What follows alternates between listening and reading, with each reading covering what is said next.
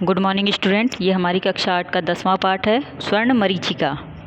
इस कहानी के लेखक प्रसिद्ध कहानीकार श्री विजयदान देथा हैं। यह कहानी लोक कथा शैली से लिखी गई है, इसलिए इसमें लेखक ने दिखाया कि लोभ में फंसकर कैसे आदमी अपने जीवन में सुख चैन खो देता है।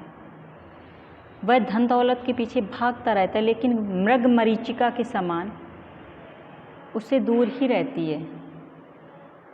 मृग मरीचिका जैसे मृग की कस्तूरी की वो जो खुशबू होती है वो उसकी नाभि में होती है, लेकिन वो पूरे वन में उसे ढूंढता रहता है। इसी के समान वह उसके पीछे, माया के पीछे भागता ही रहता है मनुष्य, और फिर भी अतृप्त रह जाता है। इस कहानी में यह भी बताया गया है कि समय अपनी गति से भागता है। जो मनुष्य समय का सदुपयोग नहीं करता वह बाद में पछताता है, लेकिन उसके हाथ आता कुछ भी नहीं है। ऐसे ही एक सज्जन हैं, वो क्या करते, एक जगह पहुंचते हैं जहाँ पर एक संत धूनी जमाए हुए बैठे थे। दर्शकों का बहुत बड़ा इलाका था, बहुत भीड़ भाड़ थी, बहुत जमघट लगा हुआ था, बहुत सारे भक्त आ रहे थे। उन्हीं भक्त में एक भक्त थे जो कि एक पांव पर खड़े हुए, एक पखवाड़े से बुत बने हुए खड़े हुए थे। ना कुछ मांगा, ना कुछ बोला, कुछ भी नहीं। महात्मा जी खुश हो गए। उन्होंने बच्चे को भक्ति से बहुत प्रसन्न हुए। बोले, तेरी क्या कामना है? मोक्ष पाना चाहता है, स्वर्ग पाना चाहता है, क्या है कामना वो बताइए। भक्त अविचल खड़ा रहा, ना आंखें खोली, ना होंठ, ना मुंह पर जब पानी के छींटे मारे तब उसकी समाधि टूटी। बोला, पहले वचन दें तब मांगू। महात्मा जी बोले, मेरे मुँह से निकली बात तो तू वचन समझ और निसंकोच बता तू क्या चाहता है।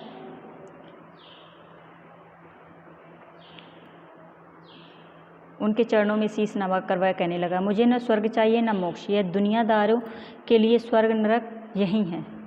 हाथ में खूब सारा पैसा हो तो दुनिया स्वर्ग से भी बढ़कर है। मैं इसी जन्म में ही जीने का मज़ा लूटना चाहता हूँ। बेशुमार सोने की कामना है, पूरी करें। यह सुनकर महात्मा जी को धक्का लगा। वह अपने वचन से कैसे फिरते।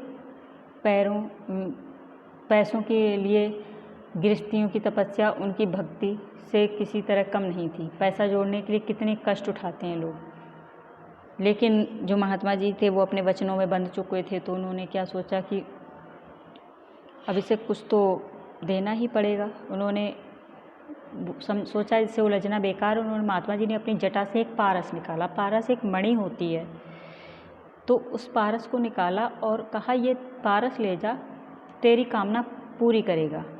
तूने एक पखवाड़े तक तपस्या की है, मैं तुझे एक पखवाड़े का समय देता हूँ। यह पारस है और इसके परस से यानी कि स्पर्श से सोना लोहा बन जाता है। पर एक बार से अधिक अगर तूने काम में नहीं ले सकेगा, क्योंकि अगर एक बार काम में लिया तो एक ही बार, उसके बाद उसे काम में नहीं ले सकेगा। जितना लोहा इकट्ठा कर सकता है इकट्ठा कर लेना। इसे दूसरी बार काम में लिया तो पहले वाला सोना भी मिट्टी हो जाएगा। जी भर के लोहा इकट्ठा कर ले, अब तो ठीक है।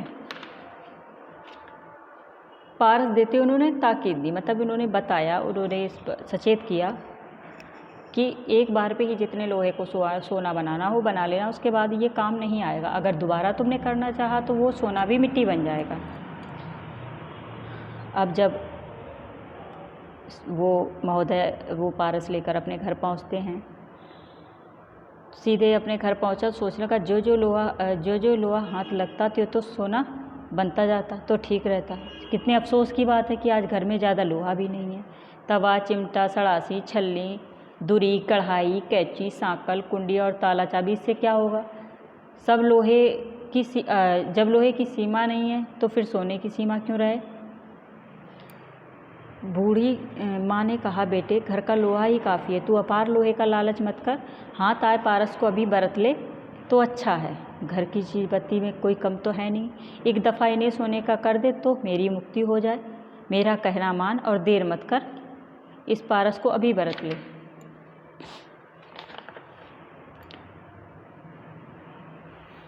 सहसा उनका पिताजी बड़ा जोरों से बगलें बजाता हुआ बोला, तुम लोग बिल्कुल गधे हो। झोपड़ी में 2 कुल्हाड़ियाँ, हथौड़ा, हल्का फाल, हसिया, 2 फावड़े, 3 कुदालियाँ और 2 हलबानियाँ पड़ी हैं। मौके पर मैं तुम्हें कुछ ज़्यादा नहीं रहता, बताओ अब क्या करना चाहिए। लेकिन जो भगत था उसके मन में तो लालच था। वो मुनीम जी के पास पहुँचे। मुनीम जी ने शहर से 21 गाड़ी लोहे लाने के लिए अपना एक नौकर रवाना किया। अब सेठ की समझदार वह बोला, वरदान फल गया तो ये 21 गाड़ियाँ 20 पीढ़ियों तक बहुत हैं। कहीं तो आदमी को संतोष करना चाहिए। उसका जी बहुत कसकसाया। उसी दुखी देखकर बने ने कहा, हाथ आया टका स्वप्न के अपार खजाने से कहीं ज़्यादा है। फिजूल दुखी होने से क्या फ़ायदा, ना बनिया माना ना भगत। 10वें दिन उसकी घरवाली ने कहा, तुम्हारी 21 गाड़ियाँ तो राम जाने कब आएंगी, तब तक इस तवे को पारस का चमत्कार देखें। ऐसा ना हो कि सोना बने ही नहीं और मैं हर रात स्वप्न में चंद्रहार देखती हूँ।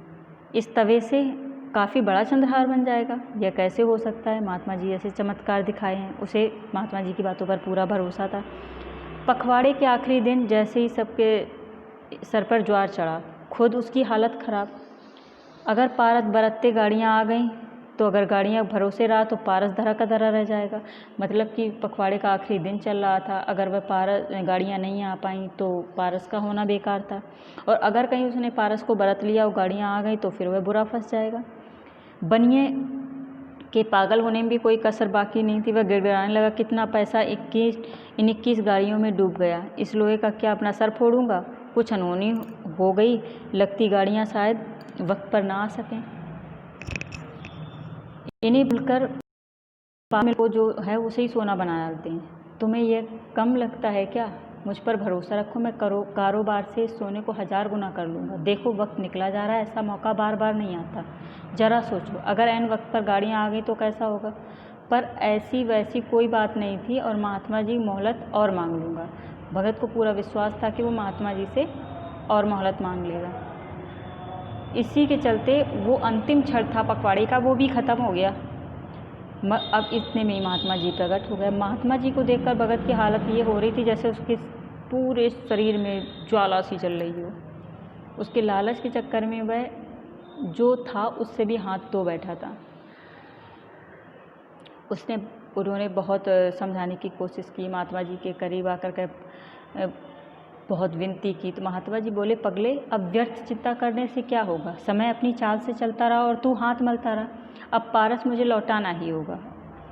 और वह भगत अब महात्मा जी के पैर पकड़ के गिड़गिड़ाने लगा, मिन्नतें करने लगा, बस थोड़ी सी मोहलत और दे दो। पर संत का हृदय नहीं पसीजा। अब एक क्षण भी नहीं मिलेगा। जब तक समय तेरे साथ था तो उसका लाभ नहीं उठा सका। अब समय हाथ से निकल जाए तो पछतावा निरर्थक है। और उसके बाद उन्होंने जो संत थे वो पारस को अपने हाथ में लेकर गायब हो गए, अदृश्य हो गए। उसके हाथ कुछ भी नहीं लगा, सिर्फ आवाज़ें सुनाई दी कि समय बीत गया, समय बीत गया। समय अनमोल था जो तुमने गवा दिया। पारस पाने वाले उस लालची माया के भगत को अब यह इल्म नहीं था कि वह जिंदा है या मर गया, क्योंकि उसने बहुत कुछ गवा दिया था। उसे नहीं समझ में आ रहा था कि वो क्या करे। वह नहीं समझ पा रहा था कि अगर उसने शायद पहले ही बात मान ली होती अपनी माँ की, अपने घर वालों की, तो शायद वह जो उसकी तपस्या थी वो सब काम आती और वह अपने काम को पूरा कर पाता। उन जो पैसों को था उनका सही उपयोग कर पाता। उस पारस से अपने घर में जो लोहे की चीज़ें थी उन्हें सोना बना पाता, जो उसे एक पखवाड़े तक का, एक पखवाड़ा यानी 15 दिन का समय। पखवाड़ा कहते हैं जो चंद्रमास का कोई एक पक्ष होता है उसे पखवाड़ा कहते हैं, और वो एक पक्ष 15 दिन का होता है। तो एक पखवाड़ा हमारा 15 दिन का होता है। समझ में आया? ओके, धन्यवाद।